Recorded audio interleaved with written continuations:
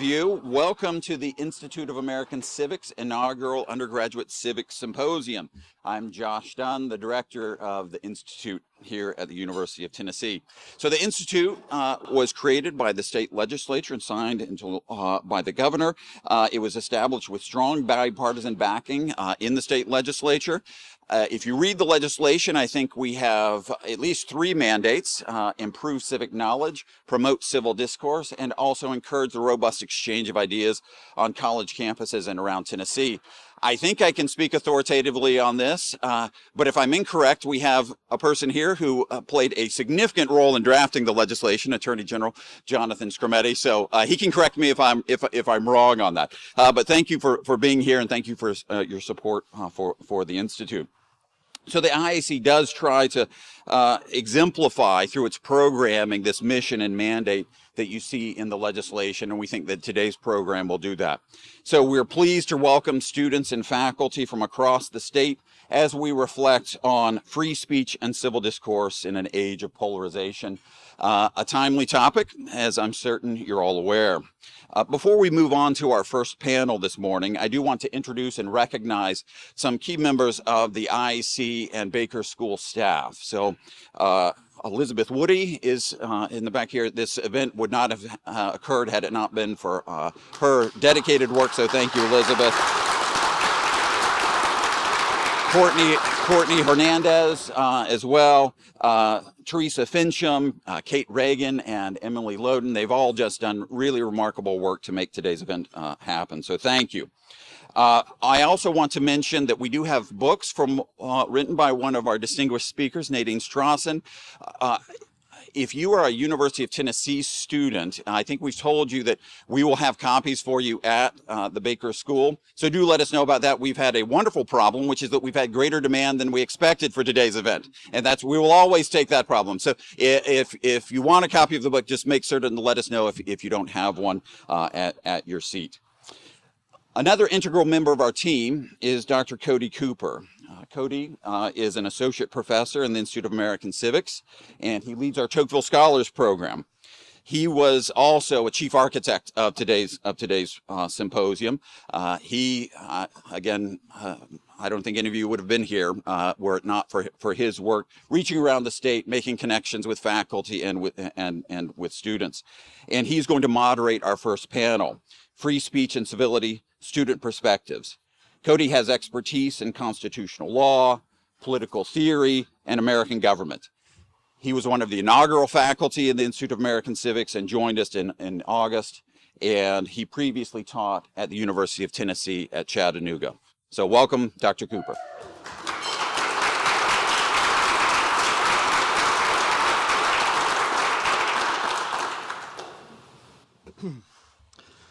Thank you, Josh, and thank you all for being here and hiking over this chilly morn. And I decided to introduce our first panel by reflecting a little bit on the University of Tennessee Knoxville's motto, Veritatem cognoscetis et veritas vos liberabit. I don't know if any of you can translate from Latin for me, but Google tells me that means you will know the truth and the truth shall set you free. I take this axiom to mean something like this. Knowledge of truth is the aim of this institution, and this goal assumes that ordering one's individual and common life according to what is known about reality is liberating. One is in some sense unfree if one lives according to folly and falsehood, but many features of reality are unknown, or only partially known, or contested by persons of goodwill. And so the pursuit of truth itself requires free inquiry. Today's student panel strikes at the heart of how we communicate, debate, and coexist in a pluralistic intellectual community united in the pursuit of truth. Free speech is a cornerstone of open discourse, empowering us to express ideas and debate viewpoints in the quest for truth. Yet it often collides with the call for civility. So we've invited students representing different institutions across the state of Tennessee to explore and examine key questions like, where do we draw the line between freedom and responsibility? Can we protect robust expression while fostering a community of mutual respect? And are these questions looked at differently on college and university campuses? So joining me today, we have Jorge Avila. He's a political science major at Middle Tennessee State University. We have Lucia Saez, a public affairs major at UT's Baker School. We also have with us Bella Craig, a political science major at the University of Tennessee at Chattanooga, and Cade Simmons, also a public affairs major at the Baker School. Please join me in welcoming our student panelists.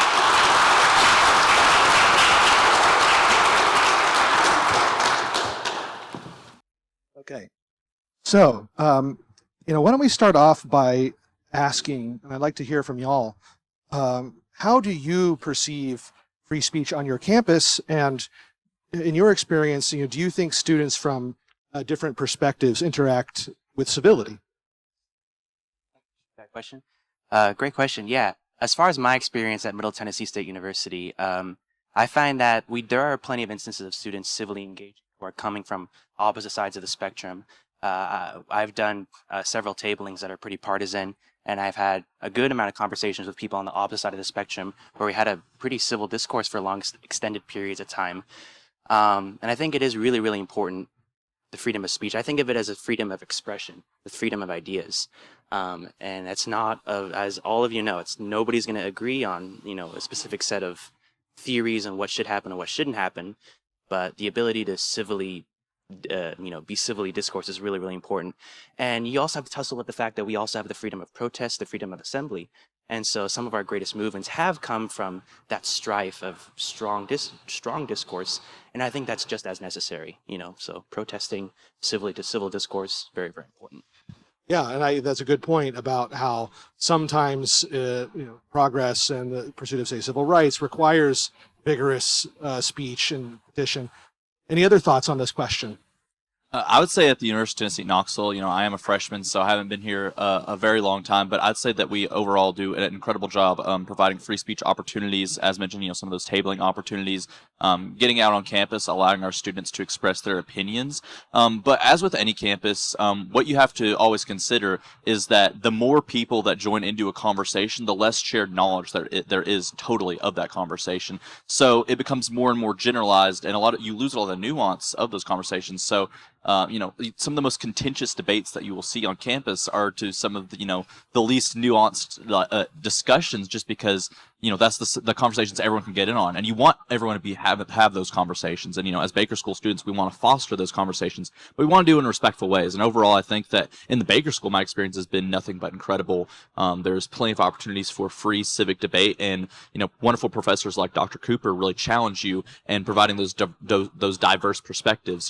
He'll never say no, your opinion's flat out wrong. He'll always turn it on its head and say, well, have you ever considered from this other area? And that's really important. I think a lot of students struggle these days to really try to put themselves in the shoes of other individuals. And that's really what free speech and civic debate is all about, is having to understand the other perspective. And overall, I think that the Baker School and UTK has done incredible in that mission so far, but we want to continue to foster those discussions and really be able to expand that mission to the rest of campus, provide nuance in those civic debates. Go ahead, Bella. Thank you. Well, I can speak as a senior at UT Chattanooga, and you put that wonderfully. I think faculty is a big part of it, and I think we also have an advantage as students of, well, specifically you're a student of policy, but as students of politics, I think most of us up here are, we have that advantage where, this is something we study in the classroom, we study discourse, we study historical discourse, and so I think it's also important for us to act as student leaders, not us specifically, but work with my fellow students from UT Chattanooga. We try to all be involved in the organizations on campus that are involved in civil discourse. And I think that's the biggest thing, because when those audiences when that discourse gets so wide, it does get generalized. It can get more contentious in some ways. So I think it is especially important for students to work together, as kumbaya as that sounds.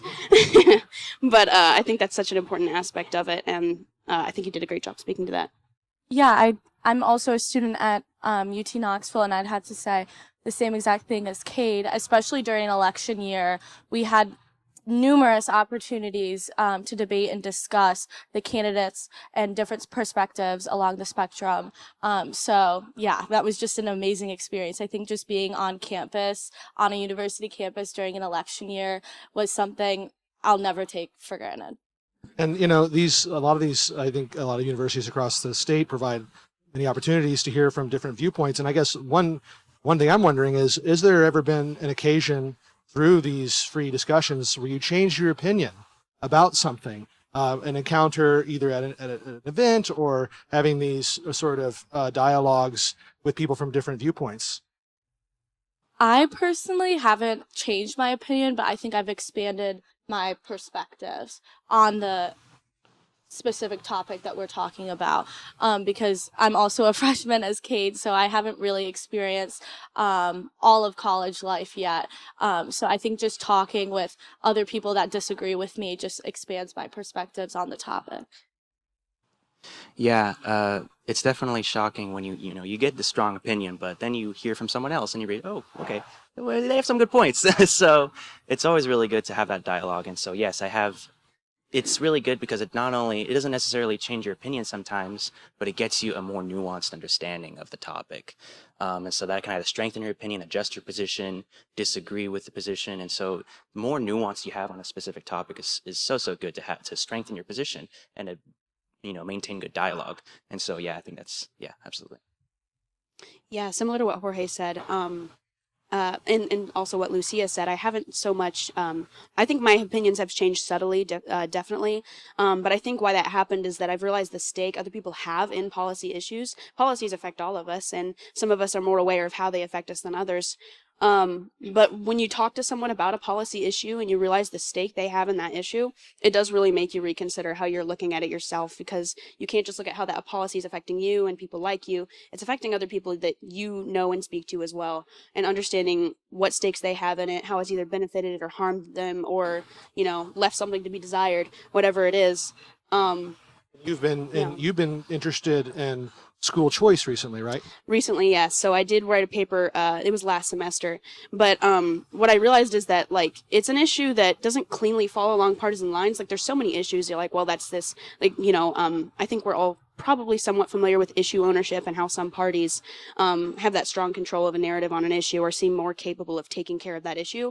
But from some of what I've studied about school choice, it is one of those issues that, at least along partisan lines, it's not clear which party holds it so strongly. There are parties that champion it in different ways, but even at the local level, people who argue against or for school choice policy or want to reform school choice policy, it doesn't fall as cleanly along partisan lines as you would assume it does. And that's part of why I realize there is such a strong stake in this issue as something that affects so many people locally, because it affects schools. And that really did help me reorient my perspective. Yeah. Excellent. Thank you. Kay, did you want to jump in on this, or? Yeah, absolutely. One thing that I've noticed, we've all experienced the knowledge curve before, but I think it's definitely applied to me into my time at the Baker School, is that you start right up here. This is, you don't know anything, but you think that you know everything about the issues. And then you get a little bit of the subject and whoa, that went down really quickly. And slowly, you start to creep back up into that spot where you're like, okay, I feel more comfortable with this. But it's just, honestly, sometimes the more that you know, the less that you think you know. And that's been really important in my experience.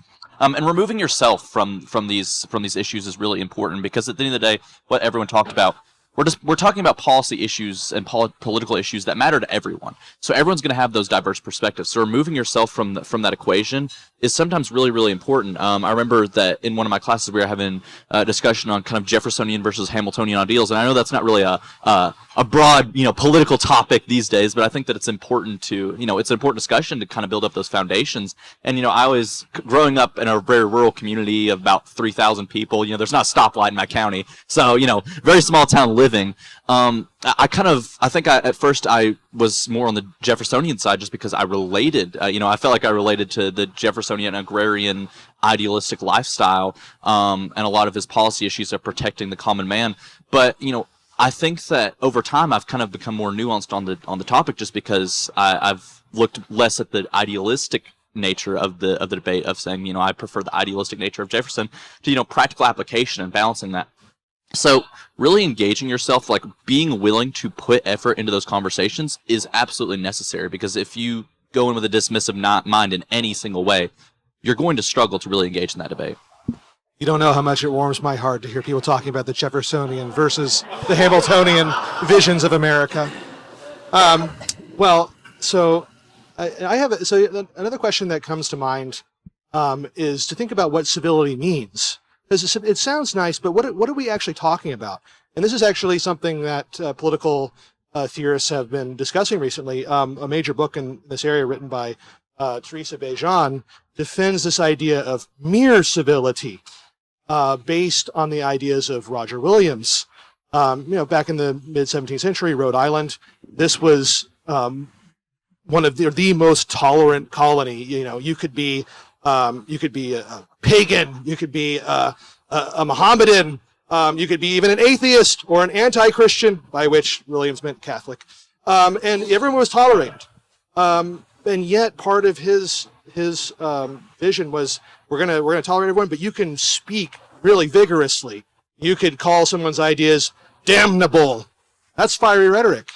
So I guess my question is, what do you think about civility in the sense of fiery rhetoric? Is fiery rhetoric compatible with civility, or how would you respond to that? I would respond, yes. I think it's not only okay, I think it's necessary a lot of the times for civility. I mean, yeah, it's really good to agree with someone and to agree on their issues and have slight differences, but at the end of the day, like I said a little bit earlier, real change does come from that fiery rhetoric. It comes from those protests, and a lot of it is gets really uncomfortable. But I think these type of institutions where you get to know the person before you get to know their ideas is really, really crucial, because, the worst thing you can do is go straight ad hominem before relaying the situation, understanding the concepts of what they're talking about.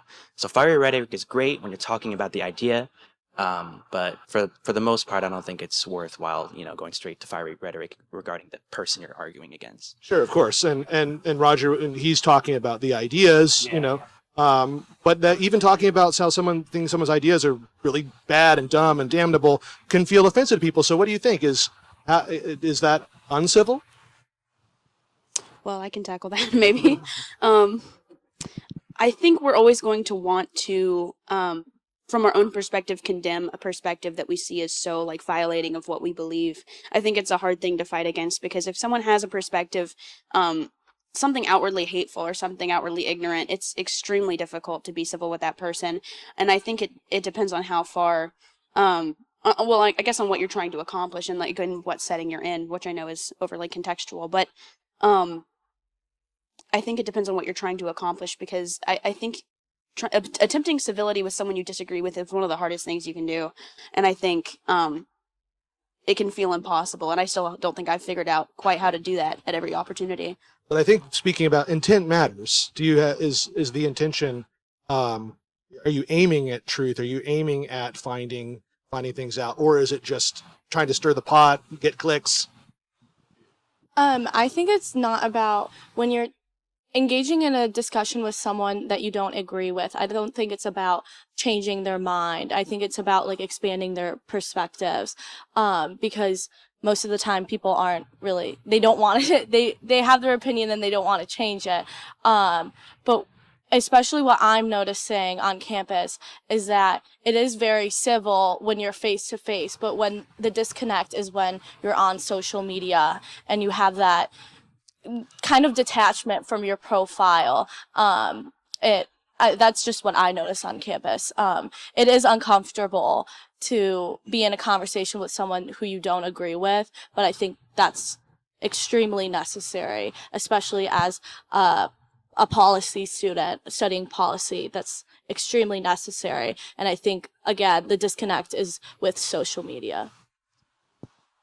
I was just going to say that fiery rhetoric, it's the exception, not the expectation. What I mean by that is we can never get rid of fiery rhetoric because, we need to have those free speech conversations. So we need to have that opportunity to really voice our opinions. But at the end of the day, it's not something that we should be expecting.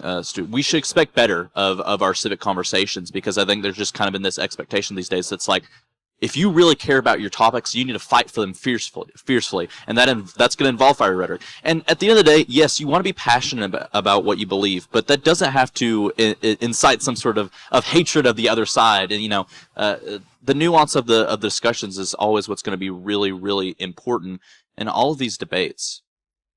So the social media came up, and it seems like we need to go there because y'all have grown up in a world where this is just omnipresent. And I like to hear you comment on how you think social media impacts relates to what we're discussing. One of the concerns is that people will select into certain kinds of echo chambers and only get feedback, but then sometimes, at least I've heard, like that because they know what you like, sometimes they'll give you the thing that they know you're going to hate. So maybe you could comment on that. Do you think that social media, and on the other hand, yet you have access to information from around the world immediately that can help you inform opinions? So what do you think on balance? Do you think social media is good to foster free speech and discussion or not? If I may. So on that topic, I think social media is extremely important because, like you said, there is such an free access to information, or free at some level. But I think it does no good if you don't know how to evaluate that information, which I'm sure we all have experience with. You get shown something wild on your algorithm when you're just like, where did this come from? Because it is taking every opportunity to find out who you are and what you'd like to see and what you wouldn't like to see, and pitch it to you in those ways. And I think for that reason, social media can be an extreme danger, as I'm sure we're all aware. But I think it is overall a necessary, perhaps not evil, but necessary danger. And that's why I think it's so important to foster civic skills, but not only civic skills, or to include evaluating information within civic skills. Yeah, I completely agree with you, Bella, and I think this is why things like the Institute are so important, because it fosters that in-person connection with the other person and learning how to evaluate news sources or things that you see on social media and evaluating whether it's true or not. And I would just say that everything that y'all just mentioned is why I think that we all value having civics education so much, because it really provides you an opportunity to start the base ground with no assumptions about what another person believes, because that's where really a lot of our biggest issues in policy come from, is that you just misassume what another person really values. And you get into these kind of debates where it's like, what are they thinking? This seems irrational, but I'm taking a lot of economics classes right now. What maybe seem completely irrational to one person can be a perfectly rational choice and belief to another. And that's why I say, free speech is the best and worst thing, but not free speech. Social media is the best and worst thing to ever happen to free speech. Best in that everyone in the world gets to share their opinions, and we have this great opportunity. It's the worst in the world because everyone in the world gets to share their opinions and opportunities. Because, sometimes we just don't give the nuance in the debate. And I know I've used the word nuance a lot, but it can be very difficult because you just start with these broad assumptions about the other side without really being able to debate in them, and you don't get to really confront other individuals on this, and you don't get confronted yourself is the most important thing. Social media provides everyone the opportunity to project as many messages as they want out without receiving any. So really trying to find a way to make that like a cyclical cycle again, where we're having those in-person debates, like we're having here today, to really get in depth with these issues, challenge ourselves. Challenging yourselves in free speech is one of the most important things that we can do. Yeah, I definitely think they hit the nail in the coffin on the benefits of the social media, and the downfalls. But yeah, I think the recent uptick in polarization and just total disagreement that we see in the national, state level, all levels, is a lot to do with social media because of like what he said. It's just the keyboard warriors, man. They love to just. It's just straight ad hominem. It's not good for really our democracy to just fight like that and just an all intense, battle of words. So face-to-face interaction, I always prefer more. That was one thing I learned while I was tabling at MTSU, is talking to these folks who have totally different backgrounds. We disagreed on so many things, but we did agree on one thing. This is better than social media. We had a civil discussion and it was good. Yeah. Well, I'm sort of curious. I like to ask students about this. Which social media platform or forums do you predominantly use? Because I've heard that like Facebook's now for like the boomers. I don't know. And do you, and in your experience, do you see perspectives or posts from viewpoints that you would disagree with, that you get exposed to? Is there any positive in that sense, so, or negative in that sense, and specifically on which platforms? I think, oh, sorry. I think I engage with kind of all of the social media platforms. But I'd say on TikTok, the most is where I see my viewpoint challenged the most. But I would say that the downside of that is that it's so easy to hit not interested and then continue on with your day. And I think, like Jorge said, that's why the in-person interaction is so important, because you can't really just say, I'm not interested and walk away. You have to have that in-person conversation.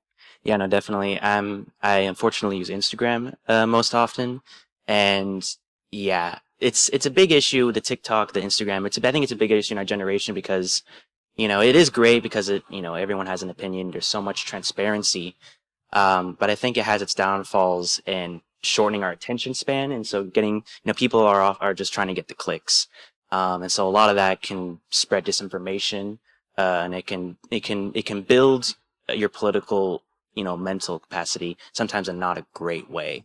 And so, yeah, I'm not a huge fan of it, but it is kind of like it is an addictive little process, like the reels and the TikToks and stuff. So it is definitely a challenge. Addiction is actually what I wanted to hit, because I also use Instagram quite a bit until I realized, like, I was looking at it every night before bed. I'm like, this is not productive for me. This is not helpful. I wake up and I don't know what I need to do, and I'm always disoriented. And it does feel like you're just numbing your brain in some strange way, even if you are looking at engaging content, because that is what the content is meant to do, is to engage you. But you almost feel like over engaged in a way that saturates your attention and then wastes all of it. Yeah. I would just say I utilize Instagram the most as well. I feel like for the most part that I've been able to see some healthy discussions on Instagram, but it definitely has that kind of Twitter X Hornet's Nest wild side where you're like, whoa, this got out of hand really, really quickly. I just struggle to find that balance because I want to be able to engage with the debates online, but I always feel like I have to catch myself because I'm like, I feel like this conversation just isn't going to be productive. You just kind of have that bad feeling about it. And I've tried to engage with Facebook in the past because I know that there's, it has an older demographic, and I would like to, try to foster some of those conversations before. But it's just, I don't know. I feel like it's much easier in that sense because older demographics, I think that artificial intelligence has hit them the most. Like, for example, I saw this one thing on Facebook the other day was like Patrick Mahomes signs with Tennessee Volunteers, and it was like people like actually believe, like, considering like, wow, he went back to college, and it's like, oh, it's like, because you can make it look realistic these days, and I think that artificial intelligence misinformation, that causes a lot of issues, and you want to be able to have those debates, but a lot of these debates can become obscured because of issues like that.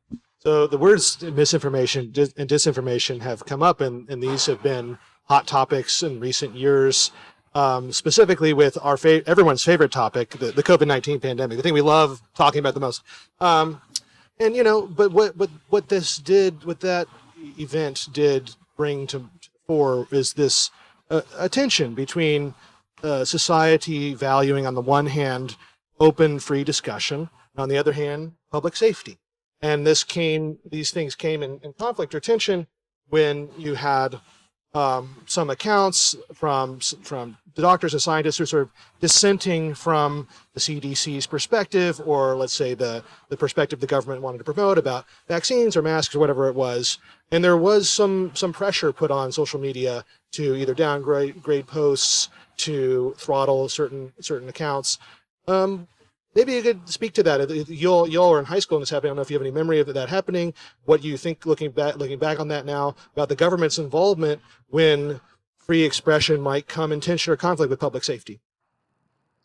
Yeah, being in high school was definitely a wild time during the COVID times. Studying from school, it was not great, but for all intents and purposes, as far as what you were saying, it was definitely a wild time, and there was a lot of misinformation in the matter. And I think you have to weigh that balance between the freedom of expression and misinformation. And it's even more challenging on a platform like Facebook and Instagram. So it is really, really nuanced, detailed, but as the misinformation is a very, very powerful tool, I think, in our society. And that is an unfortunate fact. So I think tapping into those experts, there are experts on Facebook who look into these posts and review, okay, how is this very misleading? Can this be dangerous? I think tapping into that outlet of listening to what the experts have to say on the matter, and it's rough because sometimes it turns into a case by case basis, and that just takes forever. But I think it is really, really important to handle that misinformation, and especially if it can be dangerous and lead to people hurting themselves. I think that is important to be regulated on these platforms. Yeah, I want to point out that I completely agree. Misinformation is definitely a real thing on social media, but what scared me the most when I was in high school was designating someone as the arbiter of truth for this information. That's what scared me the most, because I think that there wasn't enough information specifically about this topic out there. And I think I'd rather have more information out there than just the one that the government wants to hear, because sometimes it's more dangerous when the government tries to interfere with that matter. And I think there were those conversations during the COVID pandemic, where the government was trying to get involved in private social media companies and how they were running their platforms, which I think, of course, is a dangerous, slippery slope. I don't believe that's something that is appropriate. I mean, regulation would be a different thing if that was, I mean, it's a completely different conversation, but, an administration or a branch of government trying to interfere with the private decisions of a company is a complicated thing that I don't think always ends very well.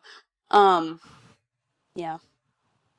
And I would just say as well that it can be so difficult to when you see like you think misinformation is being spread, you want to like fight back, but at the end of the day, that you're always going to need that, and that's kind of the thing that I think we miss a lot, and just in general in our policy discussions these days, we need broad discussion on both aisles of the issue. Like conservatives need more liberal thinking. Liberal thinking need more conservatives, and it goes the same way with like free speech discussions. Because if there's just no pushback, if the government was just like, all right, we're going to start putting mercury in vaccines, just chucking in there, and there was just no pushback, then that would be very concerning. So at the end of the day, as much as you want to avoid that, because you really don't want to hurt people by slowing down the process that you think is really, really important in a crisis like COVID, which hurt a lot of people. And then you're always going to need just a little bit of pushback to make sure that we're staying healthy in our democracy and our conversations. Okay, good. And, and another thing that has come up as we talk about social media, I think all of you agree that it's important to have those in-person conversations, and those may be, in many ways more productive, more interesting. But I have a question on that. Has there been any time in the classroom or on campus where you have self-censored, where you've been hesitant to speak your mind, or you've declined to speak your mind, and what influenced that decision, if so? I would say yes, but not for the way that I'm scared of what other people think about my opinion. It's more of a confidence thing, especially as a freshman in college. Just getting used to being confident in my opinion and putting it out there, even if it's not always the correct opinion. But I think that I've always had a really good experience, especially at the Baker School. The teachers do a really, really good job of making sure that you're comfortable talking about your opinion, and especially my peers. They've done a great job. Even if we don't agree on every single issue, we're still friends. We're still respectful and kind to each other. And one of the things that some of my professors at the Baker School have done has been a no phone policy, because there has been issues in the past of students recording and taking people's dialogue out of context.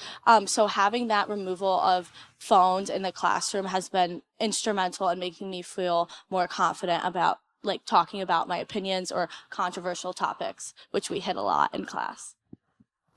Yeah, over at MTSU, we've definitely been blessed. The administration, the provost, they are very, very heavy on the freedom of speech amongst everybody. So I feel it's been really, really good in administration. So recently, we've had 6 MTSU students. We had their visas, international students, who had their visas revoked, and we don't know why. But there is that worry when you look at what the federal government is doing. with Mr. Khalil in Columbia. We don't know why, so we do not need to draw conclusions. But there is that fear from not our MTSU, not our university, but from the higher ups.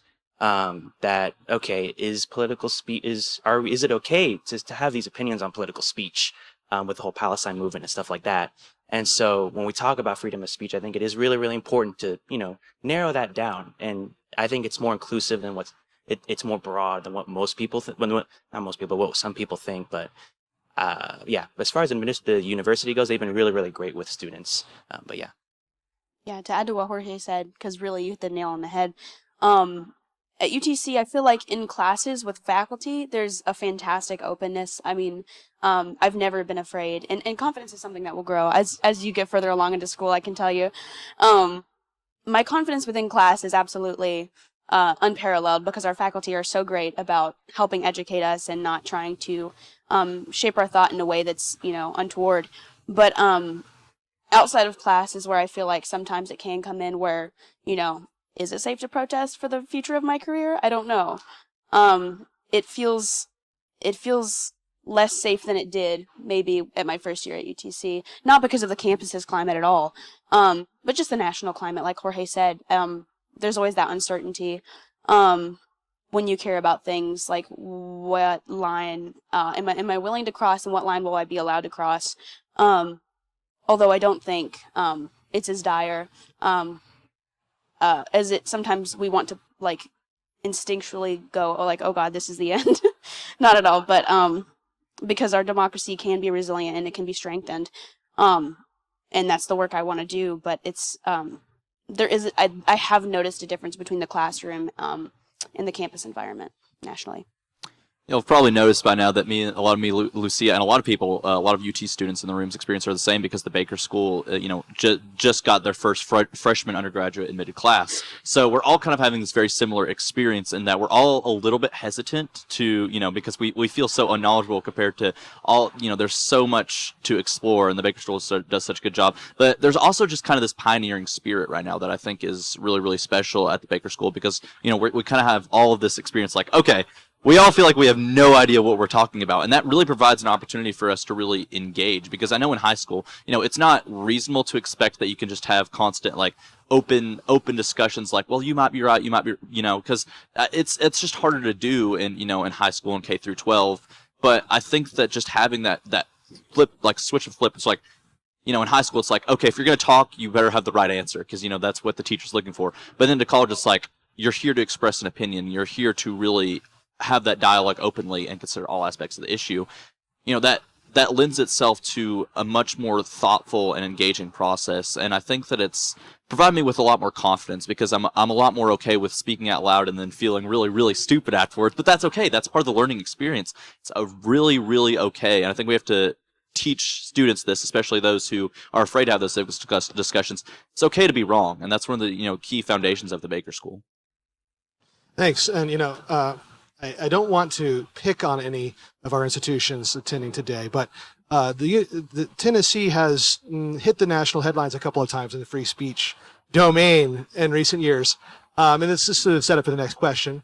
You may have heard, and I think what this illustrates is how, let's say, both sides of the political spectrum can feel offended by certain kinds of speech they think is uncivil. So, for example, last fall, ETSU had an art display that portrayed Speaker of the House Mike Johnson as a Nazi, had various Nazi sort of symbolism around sort of conservative thinkers, and this caused great consternation, calls for it to be taken down. Ultimately, ETSU set up a sort of tint and trigger warning sign. You have to sign off that this could offend you before you can see it. Contrast back in 2015 at UTC, my former institution, where a young college Republican chalked on campus, "Build the wall." And this caused great consternation and offense and made national headlines. So I guess my question is, have you ever, if at all, have experienced a conversation or events that have turned uncivil? And how have you dealt with that, and how would you have reflected on that in your college experience? Ooh, okay. So I was not here. I was not here for this, but there was a lot of conversation on campus, and this is going to be a little bit more of a hot topic than we got to talk about. But very recently, Charlie Kirk came to UT Knoxville's campus, and as someone who, I think the best word to describe is polarizing, just because there's so much. Some people absolutely love him, some people absolutely hate him. That's going to cause a lot of divide very, very immediately, and for the most part, I think it wasn't as deconstructive as the conversation as I've seen at other universities, but there's still a lot of strife there, a lot of rubbing, and it's just the way you have to handle these issues is you're never going to be able to get rid of individuals who just want to cause strife. There's always going to be some people that are just looking for that fight. So really, you have to go with the opposite perspective. You want to be able to engage students and really, who are struggling with those issues where it's like, why do people keep doing this? Like, it's just become a kind of a theater show in a lot of these debates, just because it's like people want to just try to get a one up on each other. Just learning how to help those students say, listen, I know that this can be difficult because it feels like that you're turning that policy matters are turning into theater. This is how we can healthily engage with those conversations and kind of de-escalate. That's really, really important, because you're never, like I said, some people are always going to be looking for theater. So learning how to help students disengage from that kind of like friction is really, really important. No, I totally agree. For a long time, I really thought that the politics of theater is more of like a contemporary issue. But the more I look back in history, the more I realize politics has always had an essence of ridiculousness to it. I went to the U.S. Capitol last semester, and I found out that a congressman shot a journalist. So a lot of wild stuff has happened in the past. So I'm very grateful that that's not the case nowadays. But as far as having these uncivil conversations, I think that the beauty of the ability to free speech is you can have these good dialogues, and hopefully they are civil. Hopefully, you have nuanced understandings of the details. But also, when someone comes up that you think is polarizing, you can call it out. You can say, "Hey, I disagree with that." And so the Charlie Kirk thing, I wasn't here for that. But I appreciated the fact that he went to campus and that people who disagreed with him voiced their opinion. They went out. I think there were protests. Am I correct in that? There were protests outside of, kind of, sorta. From what I understand on Instagram, there was like people outside, but I appreciate the fact that if you are going to disagree, and if you're going to disagree uncivilly, you're going to be there. You're going to be face to face with people. You might have some strife. What I don't like, more or less, is the people who do it on the rock, who put a message and then skedaddle. That's the thing with social media as well. It's like there's this disconnect between the person, and I think there's this fear that you have an opinion that might be really, really, really, really polarizing. So you might be scared to say that, but say it, own it. These are your opinions. I think you should own it with pride. You want to comment on that? Yeah, sure. So I agree with a lot of what Jorge said, and I don't have too much more to add. I guess about those examples that we brought up, both at ETSU and UTC, those both kind of exemplify the difference that context can make, because I think one was a student, one was a presentation by not a student. Yeah. So there's always that context, like, is this a student's free speech if we act against it, if the administration takes some sort of action against it? Is it restricting a student's free speech? I think that's an important question, especially on a campus where it's a learning environment, and you don't want to discourage students from expressing their opinions. And then, of course, like, there's the question of what you're going also to endorse on campus, but it is a difficult question because it's also an art piece, and art is, in some sense, meant to be challenging. Those are just a couple of the things you have to consider, and I don't know if I have the answer to what any of those how those should be handled. But I think especially it takes special care when it's a student's free speech, even if it is unpleasant and you do disagree with it. On a campus environment, the most important thing is to protect students on campuses and their right to have their own free speech, Yeah, thank you. So, we've talked about different ways on campus. We've dealt with speech, and I guess I'm wondering, maybe you could talk more about what you think the universities could be doing more of that they aren't doing, or students themselves, to foster civil dialogue, discussion. Maybe you could speak to that.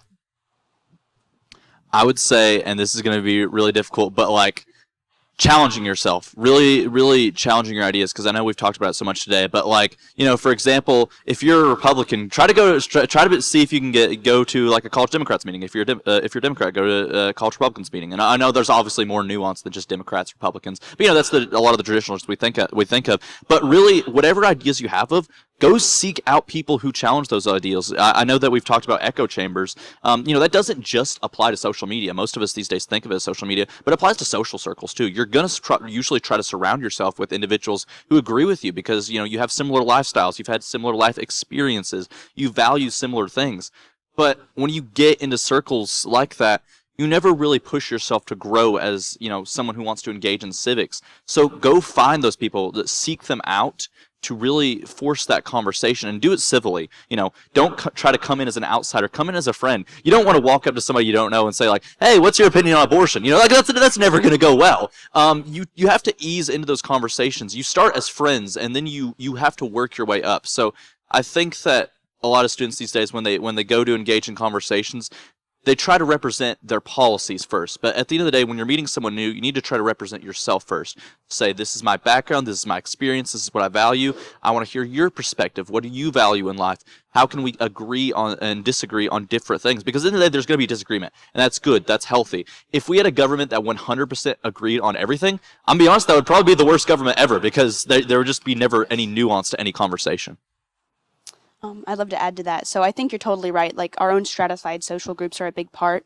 One important thing, though, I think that administration can do is encourage faculty to support students in their free speech. I mean, of course, we have fantastic faculty at UTC. I have no complaints at all about how they're handling students' opinions and what they believe and how they're forming their beliefs while they're in college. But I think it's important for administration and for faculty to encourage students to feel comfortable with what they're saying, and to prove to students in some way that when they say things, they're not going to be punished for saying them.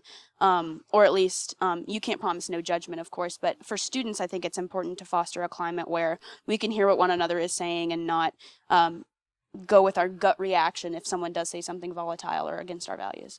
Yeah, I'd also like to add to that too. I completely agree. I think that there is a need for a diversity of viewpoints, which I know Dr. Dunn talks a lot about, but I think there is a need there to surround yourself with people who don't think like you, because it's easy on social media to hit not interested and continue to see stuff that like you agree with, but I think that's the importance of in-person conversation, is challenging yourself and putting yourself in uncomfortable situations, and surrounding yourself with people who don't think like you. Yeah, no, definitely. I totally agree. And, it is difficult for students because we have classes. We have a job. So we do have a lot of things to do. And it is really important to do that. It can be difficult to, if you want to be politically expressive, but you have, a 9 o'clock right before or after your class, that can be, that just doesn't leave you with a lot of time. And the same with faculty. They're here to teach us. They're here to make sure that we have the resources to learn. And so I think it is really important to kind of analyze it as a top-down process to make sure that our state government allows us to freely express ourselves and what we deem to be good, and making sure that we have the information and that we have both sides of the aisle come together and talk about it. So it is really important to be informed, but it is also really important to have that support from up above, and bringing these dialogues. And so I'm really grateful for this institution for doing that sort of thing. So yeah.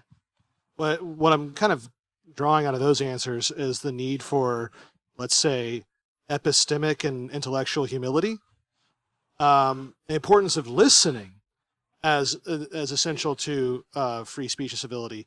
Do any of y'all want to elaborate more on that idea of about listening? I heard you speak to it a little bit. Yeah, I'd love to. I've found the motto not so long ago, and I love it so much. You have 2 ears and 1 mouth, so you should listen twice as more as you speak. And I think that is very, very true.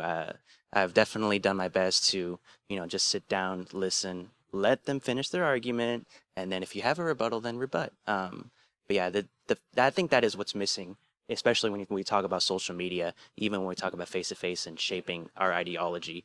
A lot of people have these ideas and they're really excited. We're all really excited to express ourselves, But at the end of the day, you have to sit down and listen to be more nuanced in what you're talking about. So I 100% agree that we need to listen more. Yeah, I completely agree with Jorge, and I think that sometimes we want to just jump and say our opinion because we think that we're right. You might be right, but I think the most important thing first is to listen to what the other person is saying and absorb that information and then say your opinion, which is, yeah.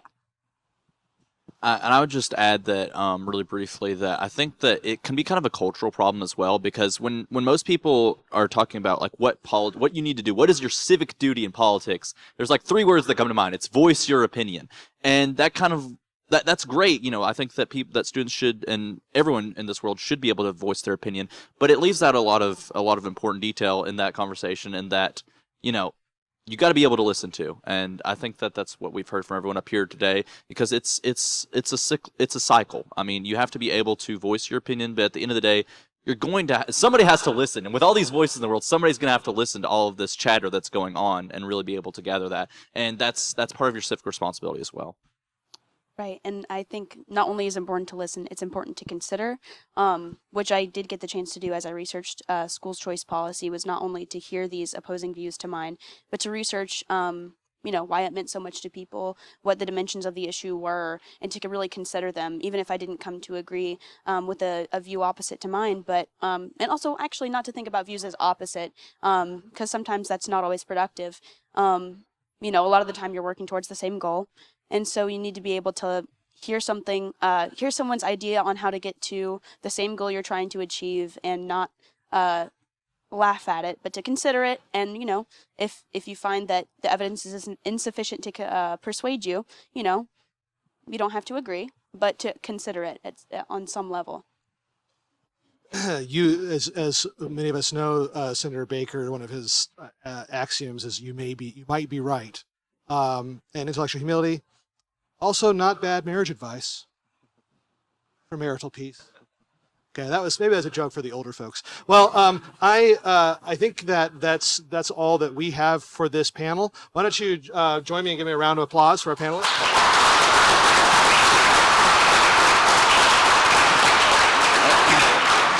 Thank you very much, Cody, and students. I want to say that to the students, you give us all hope, and we appreciate this. Speaking personally, 2 students of mine, I'm extremely proud of you. I know the faculty of the other students on the panel are also proud of you, and we do hope you go back to your home institutions and continue to spread this message. This is very valuable for us, particularly those of us facing chronological challenges like still using Facebook, and to know what you're going through. So thank you for all that you're doing on your campuses. So now we have a bit of a break. We'll reconvene at 10:15 for our next panel. Thank you very much.